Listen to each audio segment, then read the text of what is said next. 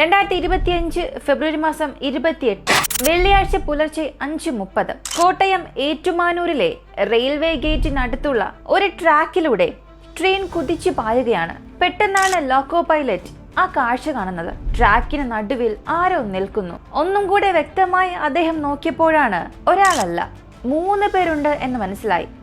3 സ്ത്രീകളാണ്, ഒരമ്മ, 2 പെൺകുട്ടികൾ. അവർ പരസ്പരം കെട്ടിപ്പിടിച്ചുകൊണ്ട് ട്രാക്കിന് നടുവിൽ നിൽക്കുകയാണ്. കുതിച്ചു പാഞ്ഞു വരുന്ന മരണത്തെ സ്വയം വരിക്കാനായി അവർ കാത്തു നിൽക്കുകയാണ്. ആ കാഴ്ച ലോക്കോ പൈലറ്റിനെ ആകെ പരിഭ്രാന്തനാക്കി. ഒന്നും ചെയ്യാൻ സമയമില്ല. അദ്ദേഹം തുടരെ ഹോൺ അടിച്ചുകൊണ്ടേയിരുന്നു. ഹോണടി കേട്ട അമ്മയും മക്കളും കണ്ണുകളടച്ച് വീണ്ടും ഒന്നുകൂടെ മുറുകെ കെട്ടിപ്പിടിച്ചു. സെക്കൻഡുകൾക്കുള്ളിൽ ആ ട്രെയിൻ കടന്നുപോയി. ആ 3 ജീവനുകളുടെയും ചോരക്കറയും പേറി ആ ട്രെയിൻ മുന്നോട്ട് കുതിച്ചു പാഞ്ഞുകൊണ്ടേയിരുന്നു. കുറച്ച് ദിവസങ്ങൾക്ക് മുൻപ് സംഭവിച്ച വളരെ അതിദാരുണമായ കൂട്ട ആത്മഹത്യയുടെ ആദ്യ കുറച്ച് നിമിഷങ്ങളാണ് നിങ്ങളിപ്പോൾ അറിഞ്ഞത്. വെഞ്ഞാറമൂടിലെയും താമരശ്ശേരിയിലെയും കൊലപാതകങ്ങൾക്കിടയിൽപ്പെട്ട് ആരും അറിയാതെ ശ്രദ്ധിക്കാതെ പോയ, മനസ്സിനെ വല്ലാതെ അസ്വസ്ഥമാക്കിയ ഒരു ആത്മഹത്യ. 10-12 വയസ്സുള്ള തന്റെ പെൺമക്കളെയും കൂട്ടി സ്വന്തം അമ്മ ആത്മഹത്യ ചെയ്തു. മരണമാണ് ഹോണടിച്ചു വരുന്നത് എന്നറിഞ്ഞിട്ടും ആ റെയിൽവേ ട്രാക്കിൽ അമ്മയെ കെട്ടിപ്പിടിച്ചുകൊണ്ട് തന്നെ മക്കൾ നിന്നു എന്നുള്ളതാണ് വല്ലാത്ത ദുഃഖം തോന്നിപ്പിക്കുന്ന കാര്യം. തങ്ങൾ മരിക്കാൻ പോവുകയാണ് എന്ന് അവർക്കറിയാമായിരുന്നു. ഈ വാർത്ത കേൾക്കുന്ന സമയത്ത് എല്ലാവരുടെയും മനസ്സിൽ വരുന്ന ഒരു ചോദ്യം, സ്വയം മരിക്കാനും മക്കളെ കൊലക്കി കൊടുക്കാനും മാത്രം എന്തായിരുന്നു ആ അമ്മയെ അലട്ടിയിരുന്ന പ്രശ്നം?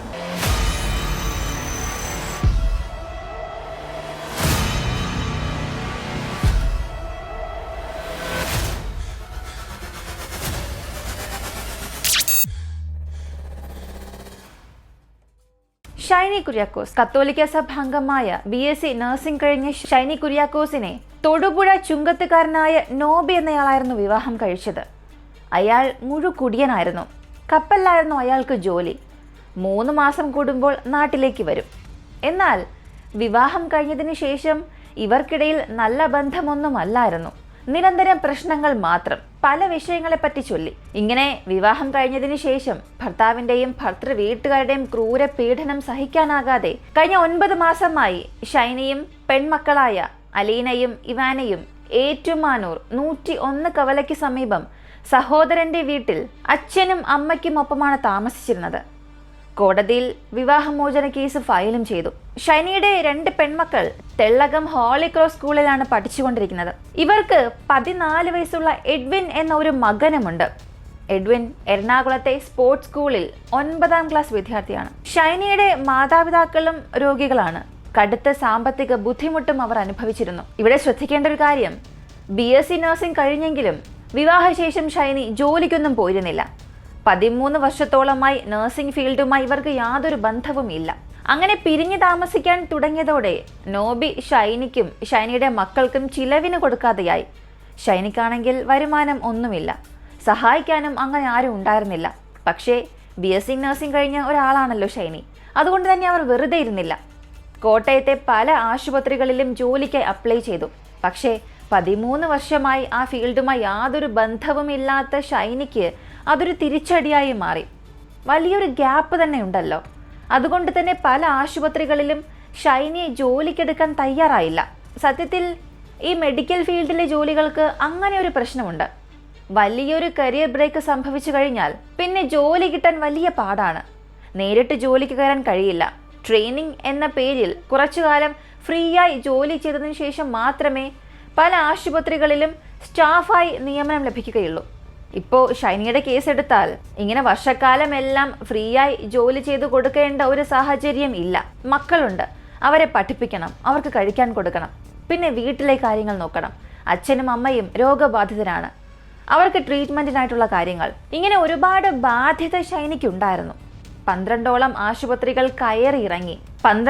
ആശുപത്രികൾ കയറിയിറങ്ങിയെങ്കിലും ഷൈനിക്ക് റിജക്ഷൻ ആയിരുന്നു നേരിടേണ്ടി വന്നത്.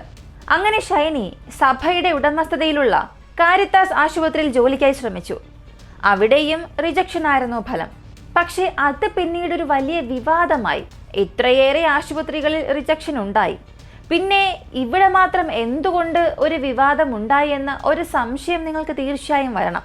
ഇത് ഒരു ക്രിസ്ത്യൻ മാനേജ്മെന്റിന്റെ കീഴിൽ പ്രവർത്തിക്കുന്ന ഒരു ആശുപത്രിയാണ്. ഈ ആശുപത്രിയുമായി ബന്ധപ്പെട്ട് കിടക്കുന്ന ക്രിസ്ത്യൻ പള്ളിയിലെ വൈദികൻ, അദ്ദേഹം ഈ ഷൈനിയുടെ ഭർത്താവിന്റെ ഒരു ബന്ധുവാണ്, ഒരു സഹോദരനെ പോലെ വരും. അങ്ങനെ ഈ വൈദികൻ വഴി നോബിയാണ് ഷൈനിക്ക് ജോലി ലഭിക്കാനുള്ള സാധ്യത ഇല്ലാതാക്കിയത് എന്നും പറയുന്നു. ഇതായിരുന്നു പിന്നീടൊരു വലിയ വിവാദമായത്. പ്രത്യേകിച്ച് കോട്ടയത്തുള്ള ക്രിസ്ത്യൻസിന്റെ ഇടയിൽ ഇതൊരു വലിയ ചർച്ചയായി മാറി. ഒരു പുരോഹിതൻ ഇതുപോലെ ഒരു സ്ത്രീയുടെ ജോലിയൊക്കെ ഇല്ലാതാക്കാൻ ശ്രമിച്ചെന്നോ? ഇങ്ങനെയായിരുന്നു പ്രശ്നമായത്. കൂടാതെ ഷൈനിയും ഭർത്താവും തമ്മിൽ നിരവധി പ്രശ്നങ്ങൾ സംഭവിക്കുമ്പോഴും സഹികെട്ട് ഷൈനി ആ വീട്ടിൽ നിന്നും ഇറങ്ങിപ്പോരുന്ന സാഹചര്യം ഉണ്ടായപ്പോഴും ഈ പറയുന്ന പുരോഹിതൻ പ്രശ്നം പരിഹരിക്കാൻ ശ്രമിച്ചില്ല എന്ന് മാത്രമല്ല, പ്രശ്നം വഷളാക്കുകയായിരുന്നു ചെയ്തത്. അതുപോലെ അയൽക്കൂട്ടത്തിൽ നിന്നും 3 ലക്ഷം രൂപ ഭർത്താവിന്റെ വീട്ടുകാർക്ക് ലോൺ എടുത്തു കൊടുത്തതിന്റെ ബാധ്യത പിന്നീട് ഷൈനിയുടെ ചുമലിൽ വന്നു. അത് മുടങ്ങിപ്പോയി പോലീസ് കേസാവുകയും ഇതേ പുരോഹിതൻ തന്നെ പോലീസ് സ്റ്റേഷനുമായി ബന്ധപ്പെട്ട് ആ ഒരു കേസ് കോടതി വരെ എത്തിക്കുകയും ചെയ്തു. ഇതൊക്കെ ഷൈനിയെ മാനസികമായി വലിയ സമ്മർദ്ദത്തിലാക്കി. എന്നാൽ ഇതിനിടയിൽ പോലും കൃഷി ചെയ്ത് കിട്ടുന്ന സാധനങ്ങളും വാഴക്കൊലയുമൊക്കെ ചുമന്ന് കടയിൽ കൊണ്ടുകൊടുത്ത് ജീവിക്കാനുള്ള പല വഴികളും അവർ നോക്കി. എന്നാൽ അവിടെയും അവരെ ജീവിക്കാൻ സമ്മതിച്ചില്ല. വീട്ടുകാരുടെ ഭാഗത്തുനിന്ന് യാതൊരു സഹായ സഹകരണങ്ങളുമില്ല. രോഗിയായ മാതാപിതാക്കളാണെങ്കിൽ കടുത്ത സാമ്പത്തിക ബുദ്ധിമുട്ട്, വളർന്നു വരുന്ന 2 പെൺമക്കൾ, അതോടൊപ്പം ഒരു പുരോഹിതൻ തനിക്ക് ജോലി കിട്ടാനുള്ള എല്ലാ അവസരങ്ങളും മുടക്കിക്കൊണ്ടിരിക്കുന്നു. കേസിൽ കുടുക്കി ജയിലിലടയ്ക്കാൻ ശ്രമിക്കുന്നു. ഷൈനി മുന്നോട്ട് നോക്കുമ്പോൾ അവൾക്ക് ശൂന്യത മാത്രമേ കാണാൻ സാധിച്ചുള്ളൂ. ഒരുപക്ഷെ ഷൈനി തന്റെ പെൺമക്കളോട് തന്റെ അവസ്ഥ പറഞ്ഞ് മനസ്സിലാക്കിപ്പിക്കാൻ ശ്രമിച്ചിട്ടുണ്ടാകാം. അമ്മയ്ക്ക് ഒറ്റയ്ക്ക് മരിക്കുവാനാണ് താല്പര്യം. അമ്മ ഈ ലോകത്തിൽ നിന്നും പോയാൽ നിങ്ങളെ ആര് നോക്കും എന്ന് ചോദിച്ചപ്പോൾ അവരും അമ്മയോട് പറഞ്ഞിട്ടുണ്ടാകാം, ഞങ്ങളും അമ്മയോടൊപ്പം വരാമെന്ന്. അവർ ഒരുമിച്ചായിരുന്നു അത്താഴം കഴിച്ച് അന്ന് രാത്രി കെട്ടിപ്പിടിച്ചുറങ്ങിയത്. അടുത്ത ദിവസം അതിരാവിലെ ഷൈനി മക്കളെ വിളിച്ചുണർത്തി നിത്യതയിലേക്കുള്ള ആ യാത്രയ്ക്കായി. കുഞ്ഞു മക്കൾക്ക് വിശക്കാത്ത, പെൺകുഞ്ഞുങ്ങളുടെ മാനത്തിന് ആരും വില പറയാത്ത, നൽകിയ ഭക്ഷണത്തിന് ആരും കണക്ക് ചോദിക്കാത്ത ആ ലോകത്തിലേക്കുള്ള യാത്രയ്ക്കായി. അപ്പോഴും ആ കുഞ്ഞുങ്ങളുടെ അച്ഛൻ ഇതൊന്നും അറിയാതെ എവിടെയോ കൂർക്കം വലിച്ചു കിടന്ന് ഉറങ്ങുന്നുണ്ടാകാം. ഇതിനിടയിൽ നിന്നും പ്രവർത്തിച്ച പുരോഹിതൻ ദിവ്യബലി അർപ്പിക്കാനായി തയ്യാറെടുക്കുന്നുണ്ടായിരുന്നിരിക്കണം. ഈ പ്രതിസന്ധികളിലൂടെ എല്ലാം ഷൈനി കടന്നു പോകുമ്പോഴും അവരെന്നും പള്ളിയിൽ മുടങ്ങാതെ പോകുമായിരുന്നു. ദൈവം ഇതിനെല്ലാം ഒരു ഉത്തരം നൽകുമെന്ന പ്രതീക്ഷയിൽ തന്റെ 2 പെൺമക്കളെയും ആദ്യ കുർബാന സ്വീകരിപ്പിച്ച് സൺഡേ സ്കൂളുകളിലും വിട്ടു. പക്ഷെ കണ്ണു തുറക്കാത്ത, കരയാൻ അറിയാത്ത, ചിരിക്കാൻ അറിയാത്ത, വെറും കളിമൺ പ്രതിമ മാത്രമായ സഭാനിർമ്മിതാക്കളായ ദൈവങ്ങൾ ഇതൊന്നും കണ്ടില്ല. സമയം ഇപ്പോ വെള്ളിയാഴ്ച രാവിലെ 5 മണി. പള്ളിയിലേക്കെന്ന് പറഞ്ഞ് ഷൈനി തന്റെ 2 പെൺമക്കളുമായി വീട്ടിൽ നിന്നും ഇറങ്ങി. കോട്ടയം നിലമ്പൂർ എക്സ്പ്രസ് ആയിരുന്നു അവരുടെ ലക്ഷ്യം. അമ്മയുടെ മുഖം കണ്ടപ്പോൾ നമുക്ക് മരിക്കണോ അമ്മേ എന്ന് ചോദിക്കാൻ പോലും ആ മക്കൾക്ക് തോന്നിക്കാണില്ല. കാരണം ആ അമ്മ അത്രയും അനുഭവിച്ചിട്ടുണ്ട് അവരുടെ കൺമുൻപിൽ തന്നെ. ട്രെയിൻ കൂവിപ്പാഞ്ഞു വരുന്നുണ്ട്. തുടരെയുള്ള ഹോണടി കേട്ട് ആ മക്കൾ ഭയന്നില്ല. മൂവരും ട്രെയിൻ പാളത്തിന് നടുവിൽ പരസ്പരം കെട്ടിപ്പിടിച്ചു നിന്നു. ദൂരെ നിന്നും ലോക്കോ പൈലറ്റ് ഇവരെ കാണുകയും തിരുത്തിര ഹോൺ അടിക്കുകയും ചെയ്തു. പക്ഷെ അവർ മാറിയില്ല. നിമിഷങ്ങൾക്കകം മൂവരും ചിന്നിച്ചിതറി.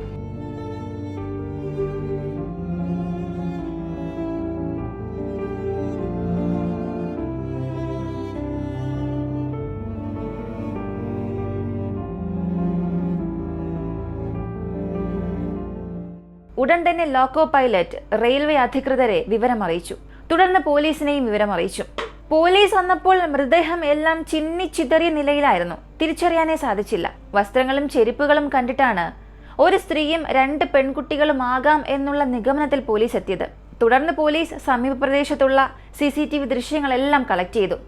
അത് പരിശോധിച്ചപ്പോഴാണ് മരിച്ചത് ഷൈനിയും മക്കളും ആകാം എന്നുള്ള ഒരു നിഗമനത്തിലെത്തിയത്.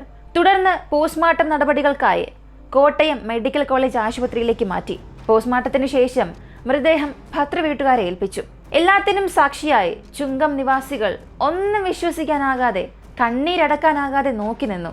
ഇതിനിടയിൽ നാട്ടുകാരുടെ രോക്ഷവും അണ പൊട്ടി ഒഴുകി. മൃതദേഹം കൊണ്ടുപോകാൻ ഷൈനിയുടെ ഭർത്താവ് നോബിയും മൂത്ത മകൻ അടക്കമുള്ളവരെല്ലാം എത്തിയിരുന്നു.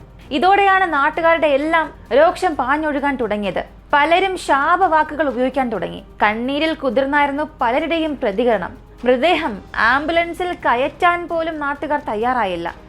ഇതോടെ പോലീസുകാരാണ് വീട്ടിൽ നിന്നും ആംബുലൻസിലേക്ക് മൃതദേഹം കയറ്റിയത്. ഭാര്യയും മക്കളും മരിച്ചാൽ എന്താ, സ്വത്തും കെട്ടിപ്പിടിച്ച് അവൻ ഇരിക്കട്ടെ, എല്ലാം കൊണ്ടുപോയി തിന്നട്ടെ എന്നൊക്കെയായിരുന്നു നാട്ടുകാരുടെ പ്രതികരണം. അങ്ങനെ 3 ആംബുലൻസുകളിലായി തൊടുപുഴം ചുങ്കം പള്ളിയിലേക്ക് ഇവരെ കൊണ്ടുപോയി. നോബി എത്രമേൽ ഷൈനിയെ ദ്രോഹിച്ചത് അറിയാവുന്ന നാട്ടുകാർ ആരും തന്നെ നോബിയുടെ വീട്ടിൽ എത്തിയില്ല. നോബിയുടെ വീട്ടിൽ ബന്ധുക്കൾ മാത്രമായിരുന്നു ഉണ്ടായിരുന്നത്. നാട്ടുകാർ എല്ലാവരും പള്ളിയിലെ പൊതുദർശനത്തിനാണ് എത്തിയത്. 3:15 വിലാപയാത്ര പള്ളിയിലെത്തി. പള്ളിയിൽ വൻ ജനാവലി കാത്തു നിൽക്കുന്നുണ്ടായിരുന്നു. പക്ഷേ ഈ ജനങ്ങളുടെ പ്രതിഷേധത്തെ ഭയന്ന് ഷൈനിയുടെ ഭർത്താവ് നോബിയോ വീട്ടുകാരോ പള്ളിയിലേക്ക് എത്തിയില്ല.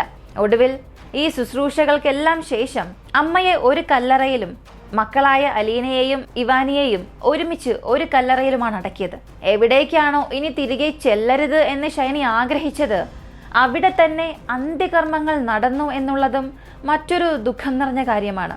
വിധി അവിടെയും അവൾക്ക് വിപരീതമായി തന്നെ മാറി. സ്വന്തം വീട്ടിലെ ഇടവകയിൽ അടക്കാതെ ഷൈനിയെയും മക്കളെയും ഭർത്താവിന്റെ ഇടവകയായ തൊടുപുഴയിലെ ചുങ്കംപള്ളി ഇടവകയിലെ സെമിത്തേരിയിലാണ് അടക്കം ചെയ്യാൻ കൊണ്ടുപോയത്. അന്ത്യശുശ്രൂഷയ്ക്കായി വേട്ടക്കാർക്കിടയിൽ തന്നെ ഇവരെ തള്ളിവിടുന്നതിൽ വലിയ എതിർപ്പ് ജ്ഞാനായ സഭയിലുണ്ടായിരുന്നു. പക്ഷെ അവിടെയും ഏക മകനെ ഉപയോഗിച്ച് ഭർത്തൃവീട്ടുകാർ അവിടെയും ഒരു ഗെയിം പ്ലേ ചെയ്തു. ഷൈനിയുടെ ഇടവകയിലെ സെമിത്തേരിയിൽ അടക്കാനായിരുന്നു ആദ്യം തീരുമാനിച്ചിരുന്നത്. എന്നാൽ മകനെ കൊണ്ടുപോയി പോലീസിൽ പരാതി കൊടുത്തതോടെ ഷൈനിയുടെയും മക്കളുടെയും സംസ്കാരം ഭർത്തൃവീട്ടുകാരുടെ ചുങ്കം പള്ളിയിൽ നടത്താൻ പിന്നീട് തീരുമാനിച്ചു.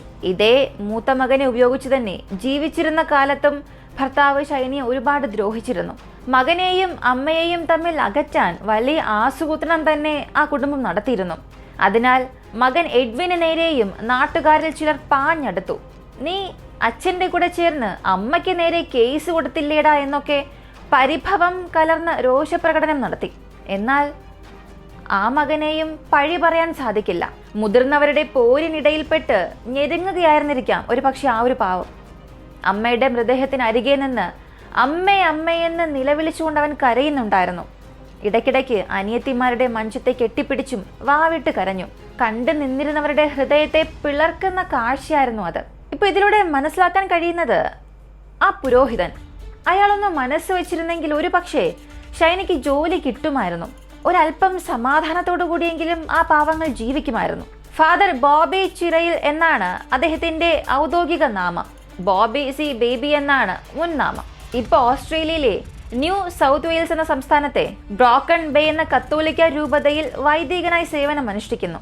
ഇദ്ദേഹം ലോ പഠിച്ചിട്ടുണ്ട്, അഡ്വക്കേറ്റായി പ്രാക്ടീസ് ചെയ്തിട്ടുണ്ട്, സോഷ്യൽ വർക്കറാണ്, പ്രഗത്ഭനാണ്, മിടുക്കനാണ്. എന്നാൽ ഇയാളാണ് വാസ്തവത്തിൽ ഈ ദുരന്തത്തിന്റെ എല്ലാം പ്രധാന വില്ലൻ. ഈ പുരോഹിതൻ ഒന്ന് വട്ടം നിന്നതോടെ ഷൈനി എല്ലാ സ്ഥലത്തും ഒറ്റപ്പെട്ടു പോയി. ഈ മതപുരോഹിതന്മാർക്ക് സമുദായത്തിലെ ജനങ്ങൾക്കിടയിൽ ഒരു വലിയ സ്വാധീനം ചെലുത്താൻ ശേഷിയുണ്ട്. ഇവരുടെ വാക്കുകളെ ഏതോ ഒരു വലിയ സംഭവമായി കാണുന്ന ആളുകളുമുണ്ട്. ഇവിടെ ഷൈനിയുടെ കേസിലും അങ്ങനെ തന്നെയാണ് സംഭവിച്ചത് എന്ന് തോന്നുന്നു. സത്യത്തിൽ മനുഷ്യർക്ക് യാതൊരു താങ്ങും തണലും സമാധാനമോ സന്തോഷമോ യാതൊരു വികാരവും ഇല്ലാതാകുമ്പോൾ അവസാനം ഒരു ചെറിയ ആശ്വാസം എന്ന വണ്ണം ചെന്നിരിക്കുന്നത് ഇങ്ങനെ പള്ളികളിലും അമ്പലങ്ങളിലുമൊക്കെയാണ്. അവിടെയുള്ള പുരോഹിതനായിക്കോട്ടെ അല്ലെങ്കിൽ അവിടെയുള്ള ശുശ്രൂഷ കർമ്മങ്ങൾ ചെയ്യുന്നവരായിക്കോട്ടെ, അവരൊക്കെ ഈ ജനങ്ങൾക്ക് ദൈവതുല്യരായിരിക്കും. അവരൊന്ന് സംസാരിച്ചാൽ, അവരൊന്ന് കൈവച്ച് പ്രാർത്ഥിച്ചാൽ വല്ലാത്തൊരു ആശ്വാസമായിരിക്കും പലർക്കും ലഭിക്കുക. എത്ര തന്നെ ദൈവവിശ്വാസം ഇല്ലാത്തവരാണെങ്കിൽ പോലും ചില സന്ദർഭങ്ങളിൽ പള്ളിയിലൊക്കെ പോയി ഇരിക്കാറുണ്ട്. അവിടെയുള്ള പുരോഹിതനെ കണ്ട് ഒന്ന് പ്രാർത്ഥിക്കാറുണ്ട്, കുമ്പസരിക്കാറുണ്ട്. അങ്ങനെ ദൈവതുല്യരായിട്ടാണ് ഇങ്ങനെയുള്ള പുരോഹിതന്മാരെ പലരും കാണുന്നത്. ആരുമില്ലാതെ ബുദ്ധിമുട്ട് അനുഭവിക്കുന്നവർക്ക് താങ്ങും തണലുമായി നിൽക്കേണ്ടവർ തന്നെ അവരെ ഉപദ്രവിച്ചു കഴിഞ്ഞാൽ എന്താണ് ചെയ്യാൻ സാധിക്കുക? ഒടുവിൽ ഷൈനിയും മക്കളും ആത്മഹത്യ ചെയ്തു. ആർക്ക് എന്ത് നേട്ടമാണ് ഉണ്ടായത്? ഷൈനിയുടെ പുറകെ നടന്ന് ഉപദ്രവിച്ച ഭർത്താവ്, അയാളുടെ ബന്ധുവായിട്ടുള്ള വൈദികൻ, ഇവർ എന്ത് നേടി? ഞാൻ ഒരിക്കലും മക്കളെയും കൂട്ടിയുള്ള ഷൈനിയുടെ ഈ ഒരു ആത്മഹത്യയെ ന്യായീകരിക്കുകയല്ല. എന്തൊക്കെ ബുദ്ധിമുട്ടുകളും സാഹചര്യങ്ങളും പറഞ്ഞാലും ഷൈനി ചെയ്തത് ഒരു തരത്തിലും ന്യായീകരിക്കാൻ കഴിയില്ല എന്ന അഭിപ്രായം തന്നെയാണ് എനിക്കുള്ളത്. കാരണം ആ 2 പിഞ്ചു കുഞ്ഞുങ്ങളുടെ ജീവനും കൂടിയാണ് ഇവിടെ നഷ്ടമായത്. അവർ എന്ത് പിഴച്ചു? അച്ഛനും അമ്മയും തമ്മിലുള്ള പ്രശ്നത്തിൽ ആ കുഞ്ഞുങ്ങളുടെ ജീവനും കൂടെയാണ് ഇവിടെ നഷ്ടപ്പെട്ടിരിക്കുന്നത്. അവർ ജീവിതം തുടങ്ങിയിട്ടല്ലേ ഉള്ളൂ. അപ്പോൾ എന്തൊക്കെ ന്യായം പറഞ്ഞാലും ഷൈനിയുടെ ഈ ഒരു പ്രവൃത്തി ഒരിക്കലും സാധൂകരിക്കാൻ സാധിക്കില്ല. എങ്കിലും അവൾക്ക് ആരോടെങ്കിലുമൊക്കെ പറഞ്ഞ് എന്തെങ്കിലുമൊക്കെ പരിഹാരം കിട്ടിയിരുന്നെങ്കിൽ എന്ന് ഇനി ആഗ്രഹിച്ചിട്ട് കാര്യമില്ല.